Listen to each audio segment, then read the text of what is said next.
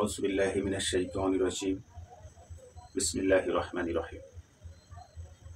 আমরা কয়েকটি ধাপে আলোচনা করেছি যে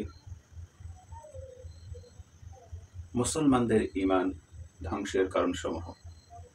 আমরা সেটা পর্যায়ক্রমে আলোচনা করেছি ইনশাআল্লাহ। এবার আমরা আসবো যে আসলেই তাওহীদ কোন কাজ বা কেমন তার আকীদা।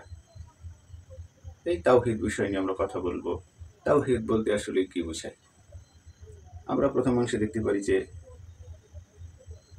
তাওহীদের প্রথম অংশ হলো যে আপনার রবকে, আপনার রবকে, এটা হলো প্রথম অংশ। অর্থাৎ আমরা দেখতে পারি যে যখন আমার রব সম্পর্কে কেউ প্রশ্ন করবে তখন আমি উত্তর দিতে পারি আমার রব হলো আল্লাহ, আমার রব হলো আল্লাহ।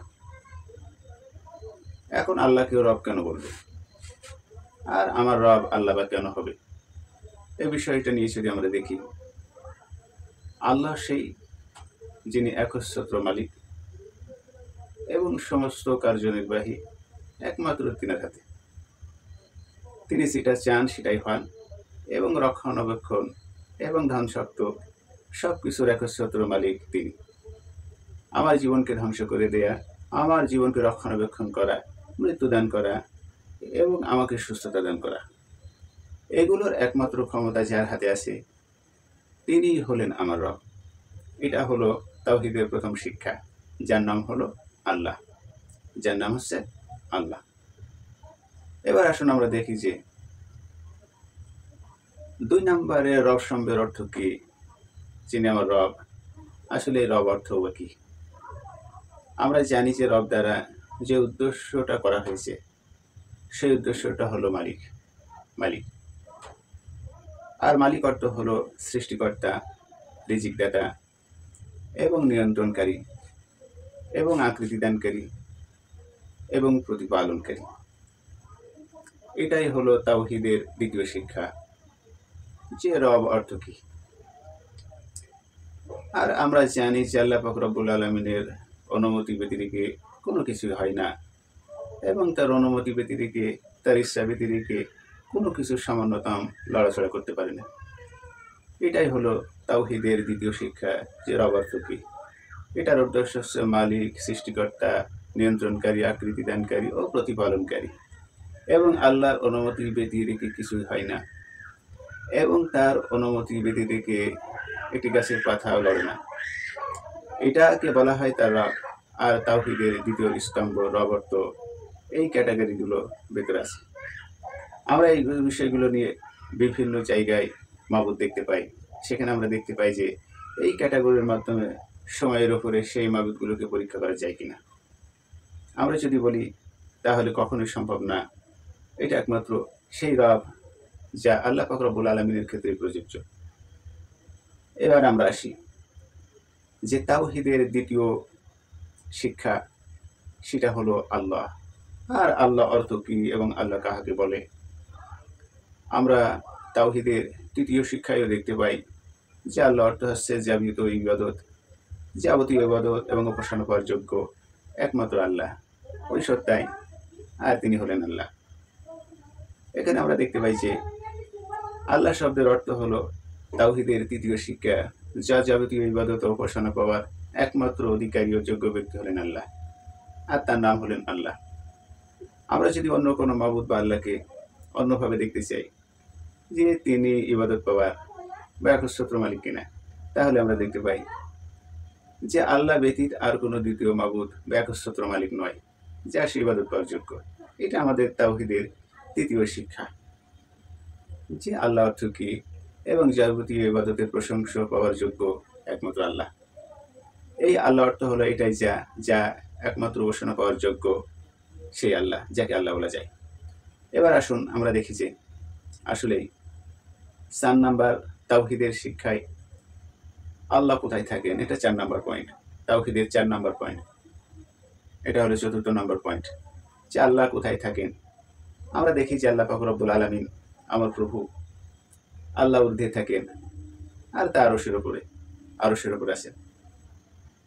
মহান আল্লাহ পাক রব্বুল আলামিন তিনি নিজের সম্পর্কে বলেছেন, আর রহমান আলাল আরশি ইস্তাওয়া, আল্লাহ পাক রব্বুল আলামিন এখন বলেছেন পরম দয়াময় আল্লাহ আরশের উপর উঠেছেন, সূরা তাহা আয়াত নাম্বার 5। তাহলে আমরা দেখতে পাই যে আল্লাহ পাক রব্বুল আলামিন কোথায় আছেন। সূরা তাহার 5 নম্বর আয়াতে আল্লাহ পাক রব্বুল আলামিন বলেছেন আর রহমান আলাল আরশিস তাওয়া, পরম দয়াময় আল্লাহ আরশের উপর উঠেছেন। তাহলে কোনো ব্যক্তি যদি জিজ্ঞাসা করে আল্লাহ কোথায় এবং তিনি কোথায় থাকেন, তাহলে আমরা সূরা তাহার 5 নম্বর আয়াত দিয়ে তার উত্তর দিতে পারি এবং আমরা জানি যে আল্লাহ পাক রব্বুল আলামিন তিনি আরশে আছেন, তিনি আরশে আছেন। সত্যিকার অর্থে আমরা আল্লাহর সত্তার সাথে সামঞ্জস্যপূর্ণ এমনভাবে তিনি আরশের উপর উঠেছেন যে আরশের উপর ওঠা বিষয়টা তো কোনোরূপ পরিবর্তন বা পরিবর্তন করা যাবে না, এবং এটির কল্পিত কোনো আকৃতি যেমন স্থির করা যাবে না, তেমনি কোনো সৃষ্টির সঙ্গে এর কোনোরূপ সাদৃশ্য নেওয়া চলবে না।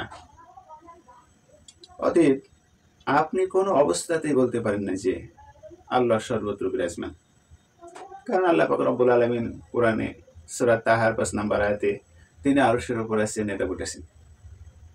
আর যদি বলি যে আল্লাহ সর্বত্র বিরাজমান, তাহলে কোরআনকে অস্বীকার করা হলো, নতুবা অজ্ঞাতবশত বলা হলো। আল্লাহ সর্বত্র বিরাজমান এটা বলা যাবে না, কারণ সর্বোচ্চ অবস্থায় স্থান হলো কিনা আল্লাহ পাক রব্বুল আলামিনের, এটা তার প্রশংসনীয়। সর্বোচ্চ অবস্থানরত এটা আল্লাহ পাক রব্বুল আলামিনের একটা প্রশংসনীয় ব্যাপার। আর সেই কারণেই আমরা সাজদাতে বলে থাকি আমার প্রভু সর্বোচ্চ, আমার প্রভু সর্বোচ্চ। এবং ইমামগণ একমত পোষণ করেছেন এ বিষয়ে যে আল্লাহ পাক রব্বুল আলামিন জমিনে অবতরণ করেন না, এবং রাসূল সাল্লাল্লাহু আলাইহি ওয়াসাল্লাম এটাই বলেছেন যে প্রত্যেক রাত্রে তিনি শেষ আসমানে আসেন। এখানে বলা হয়নি যে তিনি শেষ আসমানে ওঠেন। এখানেও পরিষ্কার যে আল্লাহ পাক রব্বুল আলামিন তিনি জমিনে থাকেন না, অর্থাৎ সর্ব জায়গায় বিরাজমান নন। যে ব্যক্তি এই আকীদা পোষণ করবে যে আল্লাহ তার কোনো সৃষ্টির মধ্যে প্রবেশ করেন এবং সেই ব্যক্তি কুফরিতে নিপতিত হওয়ার ব্যাপারে তার একমত পোষণ করেছে যে ওই ব্যক্তি কুফরিতে নিপতিত হয়েছেন।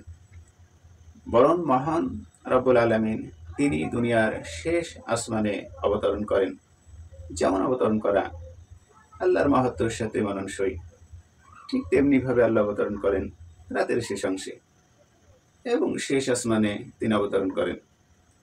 আর তার অবস্থানের ধরন সম্পর্কে কেউ কিছু জানে না। আর আল্লাহ পাক রব্বুল আলামিনের সময় তিনি বলেন মিন দাইন ফাস্তাজিব লাহ, কোন প্রার্থনাকারী আছে কি আমি তার প্রার্থনা মঞ্জুর করব, কোন প্রার্থনাকারী আছে কি আমি তার প্রার্থনা মঞ্জুর করব। তাহলে এখান থেকে আল্লাহ সর্বস্ব বিরাজমান নয় প্রমাণ হলো যে আল্লাহ সর্বস্ব বিরাজমান নন, আল্লাহ আরশের উপর আছেন এবং সেখান থেকে শেষ আসমানে নেমে আসেন। তাহলে কেউ প্রশ্ন করতে পারেন, এবং তার প্রশ্নের জবাবে আমরা আরেকটি আয়াত তুলে ধরবো যে আল্লাহ পাক রব্বুল আলামিন বলেছেন সূরা হাদীদের 4 নম্বর আয়াতে ওয়া মাআকুম আইনা কুনতুম ওয়াল্লাহু বিমা তা'লামু বাসীর, আর তিনি তোমাদের সাথে আছেন তোমরা সেখানেই থাকো, আর তিনি সেখানে আছেন তোমরা সেখানেই থাকো, তোমাদের সঙ্গে আছেন। আমরা এটা দেখতে পারি যে তোমরা যা করো আল্লাহ তা দেখতে পারেন। এর জবাবে আমরা কি বলবো? এখানে সবার সঙ্গে থাকার অর্থ হচ্ছে যে আল্লাহ বলেছেন তিনি তোমাদের সাথে আছেন, আর এই সবার সঙ্গে থাকার অর্থ হচ্ছে তার ইলম এবং শক্তি।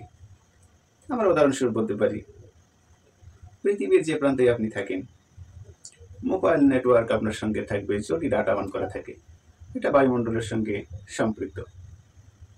আমরা উদাহরণস্বরূপ আদম আলাইহিস সালামের কিছু দৃষ্টান্ত দিতে পারি যে আদম আলাইহিস সালামকে এই জমিনের বুক থেকে বিভিন্ন জায়গায় বিভিন্ন অংশ থেকে কিছু কিছু মাটি নিয়ে আদম আলাইহিস সালামকে সৃষ্টি করা হয়েছে, এবং আল্লাহ পাক রব্বুল আলামিন নিচের মুখ দিয়ে ফু দিলেন, আর এই ফুটা হলোই আদম আলাইহিস সালামের রূহ সঞ্চালন।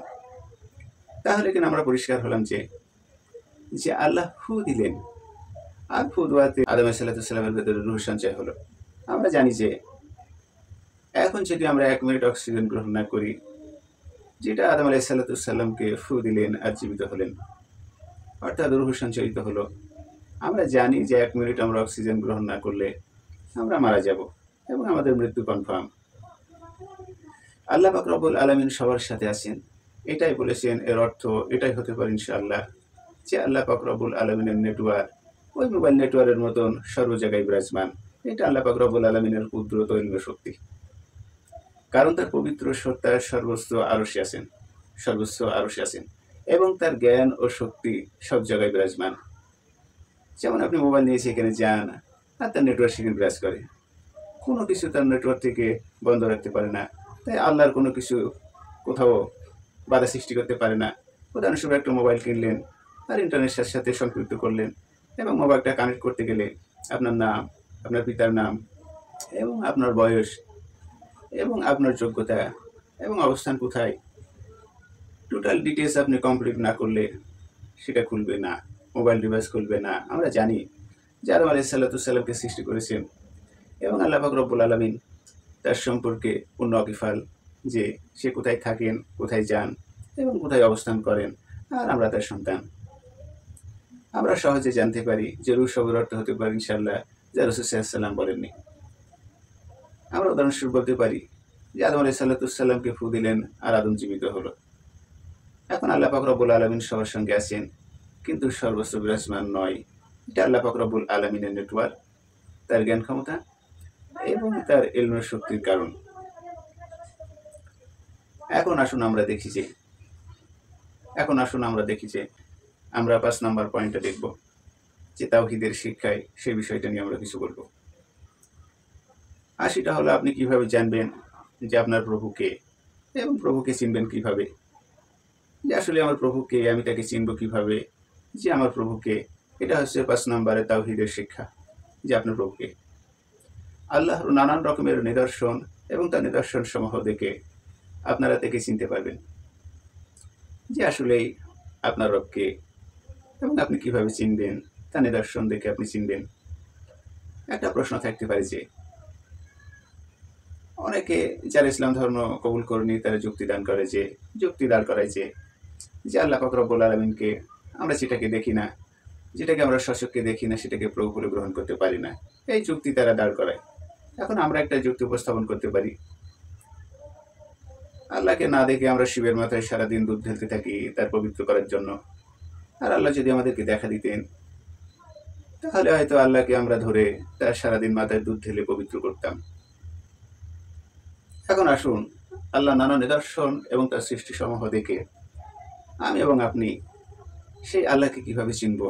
মহান আল্লাহ পাক রব্বুল আলামিন তিনি সূরা ফুসসালাতে 37 নম্বর আয়াতে তিনি বলেছেন, অমিনা আয়াতিহিল লাইলু আন-নাহারু আশ-শামসু আল-কমার। তার নিদর্শন সমূহের মধ্যে রয়েছে রাত ও দিন, সূর্য, চন্দ্র। আল্লাহ পাক রব্বুল আলামিন এখানে বলেছেন, তোমরা আমাকে যদি চিনতে চাও, আমাকে যদি তোমরা দেখতে পাবে না। আমরা কোরআনে কারীম থেকে জানি যে মুসা আলাইহিস সালাম বলেছিলেন, হে প্রভু, আমি তোমাকে দেখতে চাই। আল্লাহ পাক রব্বুল আলামিন বলেছেন, তুমি আমাকে কখনো দেখতে পাবে না। এটা একটা লম্বা ঘটনা। আল্লাহ পাক রব্বুল আলামিন তার নিদর্শন দেখিয়েছেন এবং মুসা আলাইহিস সালাম নিজে তার নিদর্শন দেখে ক্ষমা চেয়েছিলেন এবং বলেছিলেন, হে প্রভু, আমি আর কখনো তোমাকে দেখতে চাবো না। এখন যারা আমরা যুক্তি যে আল্লাহকে দেখতে চাই, দেখার প্রতি আমরা, গায়েবের প্রতি আমরা বিশ্বাস করব না, তাদের সম্পর্কে আমরা বলতে পারি জালিকাল কিতাবুল লা রাইবা ফীহি হুদাল লিল মুত্তাকিন।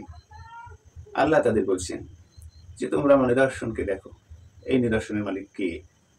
অমা আয়াতি লাইলি অন-নাহার ওয়াশ-শামসুল আল-কমার। তার নিদর্শন সমূহের মধ্যে রয়েছে রাত, দিন, সূর্য ও চন্দ্র। এখন আল্লাহ বলছেন যে তোমরা আমাকে বিশ্বাস করবে না, আমার নিদর্শনকে দেখো, তোমরা আমাকে কখনো দেখতে পাবে না। এই নিদর্শনগুলো দেখো আমাকে চিনতে পারো কিনা। এখন আমরা বর্তমান তাওহীদের শিক্ষার 5 নম্বরে আছি, যে তাওহীদের শিক্ষায় আল্লাহ পাক রব্বুল আলামিনকে চিনব কিভাবে। তার সৃষ্টি সমূহের মধ্যে 7 আসমান আছে, 7 জমিন আছে।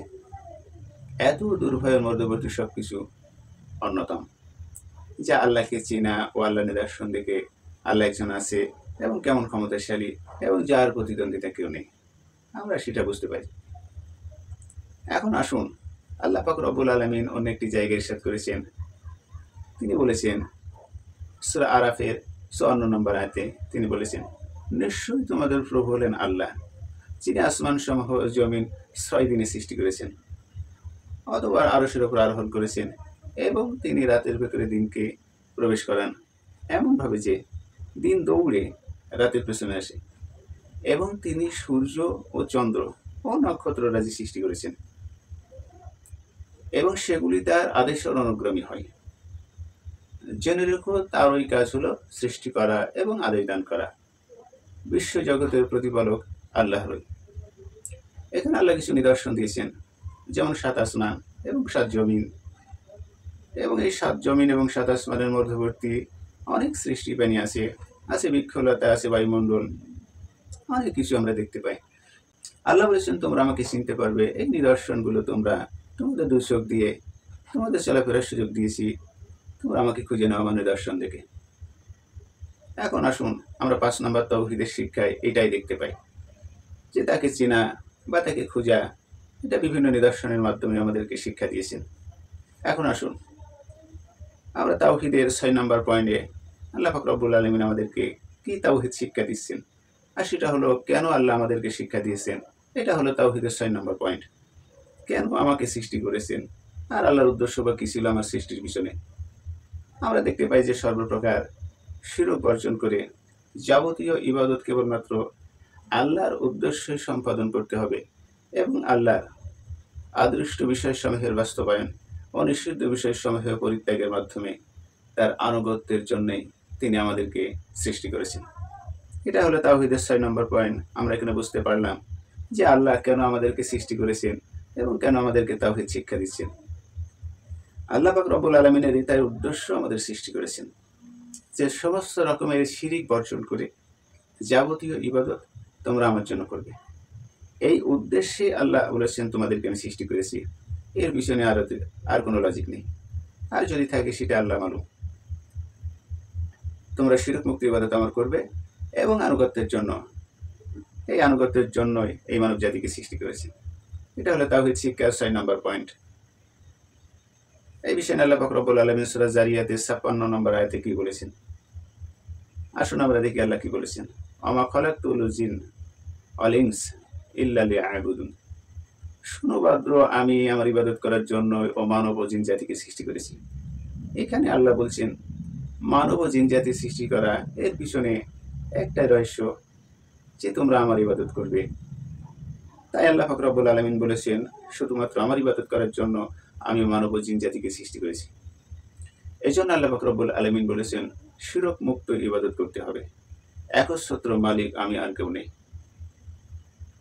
এখন আসুন আল্লাহ পাক রব্বুল আলামিন সূরা নিসা 36 নম্বর আয়াতে তিনি কি বলেছেন তার বান্দাকে, ওয়াইবুদাল্লাহ ওয়ালা তুশরিকুন বিহি শাইআ।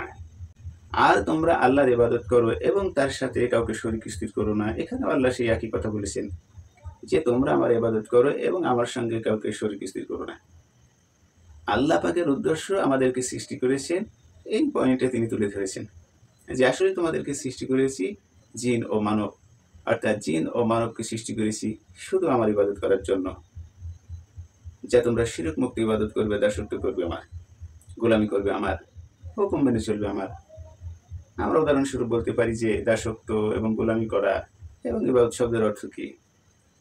আমরা উদাহরণস্বরূপ বলতে পারি একজন দাস, যে আমি টাকা দিয়ে খরিদ করলাম এবং তার বাসস্থান দিলাম, তার চিকিৎসা সেবা দিলাম এবং তার সমস্ত পরিষেবা দিলাম, এবং তাকে নিয়ে এসেছি শুধু আমার হুকুম মেনে চলার জন্য।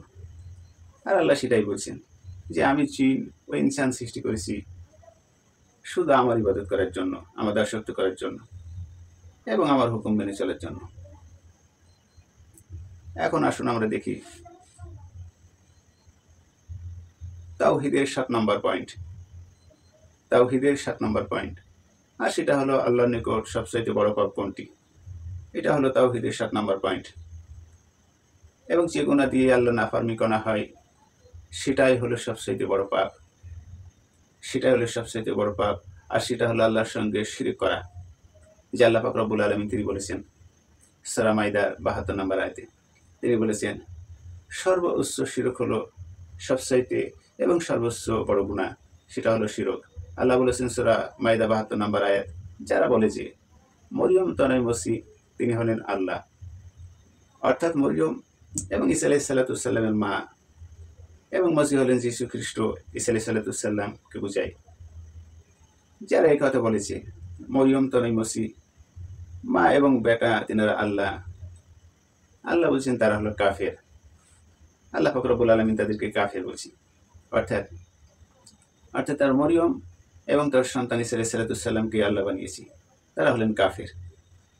অথচ মসি অর্থাৎ ঈসা আলাইহিস সালাতুসাল্লাম তিনি নিজেই বলেছেন, হে বনি ইসরাইল, তোমরা আমার পালনকর্তা এবং তোমাদের পালনকর্তা ওই আল্লাহর ইবাদত করো। নিশ্চয়ই যে ব্যক্তি আল্লাহর সঙ্গে শিরক করলো, আল্লাহ তার জন্য জাহান্নামে, আল্লাহ তাআলা জাহান্নামে নিক্ষেপ করবেন এবং জান্নাত হারাম করেছেন এবং তার স্থান হবে জাহান্নাম। চিন্তা করেন, আল্লাহ এখানে বলছেন যে তোমরা কাউকে আমার সঙ্গে শরীক করো না, যদি করো তাহলে এটা হবে শিরক এবং শিরকের গুনাহ। তারা শিরকের গুনাহ যদি পতিত হয় তাহলে তাদের স্থান হবে জাহান্নাম এবং জান্নাত তোমাদের জন্য হারাম করে দেওয়া হবে, তার বাসস্থান হবে জাহান্নাম। আর অত্যাচারীদের কারো সাহায্যকারী নেই। চিন্তা করেন, এখানে আল্লাহ বলেছেন অত্যাচারীদেরকে কোনো সাহায্যকারী কেউ নেই। তোমরা আমার অত্যাচার করার চেষ্টা করেছো, তোমাদের কোনো সুপারিশকারী নেই, বরঞ্চ তোমরা নিজেদেরকে ক্ষতি করেছো। তাই আল্লাহ বলেছেন এই অত্যাচারীদেরকে কারো সাহায্যকারী কেউ নেই। সূরা মাইদা ৭২ নম্বর আয়াত। আমরা জানি যে শিরক হচ্ছে আল্লাহর সমকক্ষ সাব্যস্ত করা, যেটা আমরা পূর্বে আলোচনা করেছি। একমাত্র উপাস্য হলেন আল্লাহ, আর যাবতীয় ইবাদত প্রশংসা পাওয়ার যোগ্য একমাত্র আল্লাহ, এবং দাসত্ব স্বীকার করা সেটাও আল্লাহর জন্য। তাই আল্লাহ বলেছেন শিরক হচ্ছে ওইটা যা তোমরা আমার ইবাদতের পাশাপাশি অন্যর ইবাদত করো। আল্লাহর সমকক্ষ সাব্যস্ত করা, চাই তা হোক সে কোনো বাদশাহ অথবা কোনো বাদশাহারও বা কোনো নবী রাসূলের বা কোনো ওলিয়া উলিয়ার, যা আল্লাহ ব্যতীত, এটা হলো শিরক।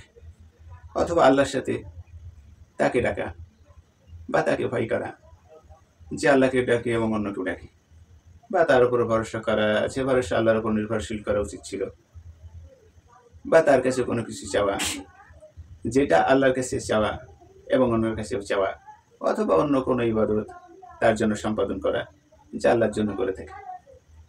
তাহলে আল্লাহ বলছেন শিরক হচ্ছে আল্লাহর সমকক্ষ স্থির করা এবং আল্লাহর ইবাদতের ভাগ বন্টন করা। এখানে আমরা দেখতে পাই যে ইবাদত হলো ওটাকেই বলা হয় যা একজন সত্তাকে মেনে চলা, যার অস্তিত্ব ছিল আদিকাল থেকে, যার কোনো শুরু নেই, যার কোনো শেষ নেই, এবং যার সমতুল্য কেউ নেই এবং যার অংশীদার কেউ নেই। এমন একজন সত্তাকে দাঁড় করা যে আমার উপরে সর্বোচ্চ ক্ষমতার অধিকারী, যে আমার উপরে সর্বোচ্চ শক্তি প্রয়োগ করতে পারে এবং সেটাকে প্রতিরোধ করার কেউ নেই, এবং আমাকে রিজিক থেকে বঞ্চিত করলে যার প্রতিরোধ করার কেউ নেই, এবং আমাকে অসুস্থ করলে যার প্রতিরোধ করার কেউ নেই, এবং আমাকে মেরে ফেললে তার প্রতিহত করার কেউ নেই। এবং দুনিয়ার রাজনীতি দিয়ে আমরা দেখতে পাই একজন সত্তার পরিপক্ক শত্রু আছে এবং পরিপক্ক শত্রু হিসেবে আরেকজনকে দাঁড় করায়। আল্লাহ তেমনটা নেই।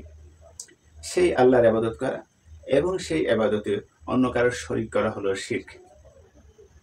আল্লাহ বলেছেন এই শিরককারীকে অবশ্যই জাহান্নামে নিক্ষেপ করব, আর চিরস্থায়ীর জন্য জান্নাত তার জন্য হারাম করব। এটা হলো তাওহীদের ৭ নম্বর শিক্ষা।